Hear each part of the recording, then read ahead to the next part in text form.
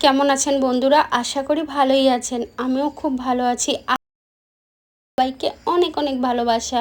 যে যেখান থেকে ভিডিওটা দেখছেন, বড়দের নমস্কার, ছোটদের অনেক অনেক ভালোবাসা জানিয়ে আজকে ছোট্ট একটা ভিডিও নিয়ে চলে আসলাম বন্ধুরা। অনেক দিন হয়ে গেছে ভিডিও করি না, কেননা ভিডিওর উপর থেকে একদম মতিকটা সরে গেছে বন্ধুরা। কাজের এত চাপ বেড়ে গেছে, ভিডিও করার জন্য কোনো সময়ই পাচ্ছি না। তা বন্ধুরা, আজকে কি বানাচ্ছি আপনারা দেখে নিন। দেখুন, আমি কিন্তু একটু সাদা তেল দিয়ে দিয়েছি, আর একটু জিরে ফোড়ন, ধনেপাতা, কাঁচা লঙ্কা দিয়ে দিয়েছি। এর মধ্যে এখন একটুখানি কাপে করে জল দিয়ে দিচ্ছি বন্ধুরা। দিয়ে একটু আলতো হাতে আমি নেড়ে চুড়ে নিচ্ছি। আর এবার দেখুন, এই যে এই সুজিটা কিন্তু সবারই ঘরে থাকে। সুজির সঙ্গে দুটো আলু ঘষে রেখেছি, সেই আলুগুলোও দিয়ে দিলাম এর ভিতর। এবার একটু হাতে নেড়ে নুড়ে নেবো, কেননা আমার হাতে এক হাতে ক্যামেরা আছে। দেখতেই পাচ্ছেন কড়াইটা আমি কোনো ধরতে পারছি না, আর কড়াইটাই ঠিক করে নাড়তেও পারছি না।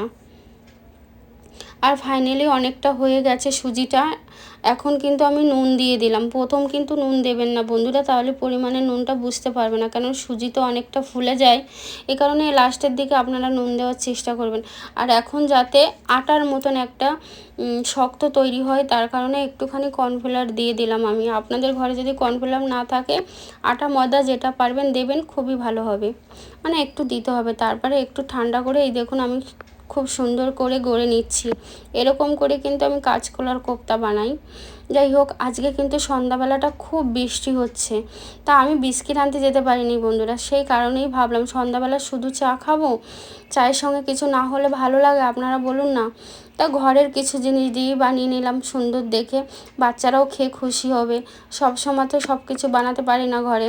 তা যখনই একটু ঘরে থাকি, চেষ্টা করি বাচ্চাদের একটু খুশি রাখার। সন্ধ্যার সময় চা নিয়ে বসবো, বাচ্চারা যাতে খেয়ে একটু মজা পায়, ভালো লাগে। যাই হোক, দেখুন এক এক করে মানে একটা একটা করে কিন্তু আমি তেলের মধ্যে দিয়ে দিচ্ছি বন্ধুরা। আর বিশ্বাস করুন বন্ধুরা, আমার কিন্তু একটা টাকাও খরচা হয়নি। আপনারা ভাববেন খরচা ছাড়া এগুলো কোথা থেকে বানালেন। দেখুন বন্ধুরা, আমি জানি সবার ঘরে সবসময় সাদা তেল, সর্ষের তেল, সুজি, আলু সব কিছুই থাকে। আপনারা চাইলে কিন্তু বৃষ্টির সময় এরকম সুন্দর সুন্দর বানিয়ে খেতে পারবেন। আপনারা ভাবছেন যে আমি বানিয়ে ভিডিও বানাচ্ছি বলে আমি হয়তো বলছি, সত্যি বলছি বন্ধুরা, পকোড়াগুলো এত সুন্দর খেতে হয়েছে গরম গরম। আর এখন কিন্তু আমি একটা চাটনি বানিয়ে নেবো। শুধু কিন্তু এই পকোড়াটা খাবো না, ঠিক আছে, পকোড়ার সঙ্গে চাটনিও তো চাই। তাই বাদামের চাটনিটা বানিয়ে নিচ্ছি। দেখুন বাদামটা হালকা রাউন্ড রাউন্ড হয়ে এসেছে, এখন কাঁচা লঙ্কা দিয়ে দিলাম। আর রসুনটা কিন্তু খুব অল্প ভাজবো, জাস্ট একটু তেলে নাড়বো, ঠিক আছে, হালকা হাতে, একদম আলতো হাতে নেড়ে চুড়ে দিচ্ছি বন্ধুরা। দেখতেই পাচ্ছেন বন্ধুরা, এটা কিন্তু সবার ঘরে থাকে। এই যে জিনিসগুলো দিয়ে আমি এই রেসিপিটা তৈরি করলাম, এই রেসিপির জিনিসগুলো কিন্তু সবারই ঘরে থাকে। আলাদা করে কিন্তু কোনো খেতে ইচ্ছা হলে যে বাইরে থেকে সঙ্গে সঙ্গে কিনতে হবে না, আপনাদের ঘরে আছে যখন, আপনারা বৃষ্টির সময় বানান, ঘরে বসে আনন্দ করে খান। খুবই সুন্দর একটা মানে ইভিনিংয়ের খুব সুন্দর একটা চায়ের সঙ্গে যাবে এই পকোড়া আর এই বাদামের চাটনি।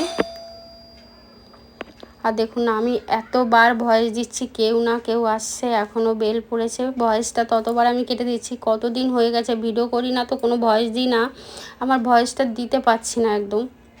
আর এই দেখুন বন্ধুরা, বাদামের চাটনির মধ্যে একটু পাতিলেবুর রস দিয়ে দিলাম, কেননা একটু টক টক না হলে ঠিক ভালো লাগবে না চাটনিটা। আর আপনারা যদি পকোড়াটা না বানান, কিন্তু চাটনিটা আপনারা কিন্তু বানাবেন, বিশ্বাস করুন ওটা কিন্তু সব রকমের সঙ্গে যায়।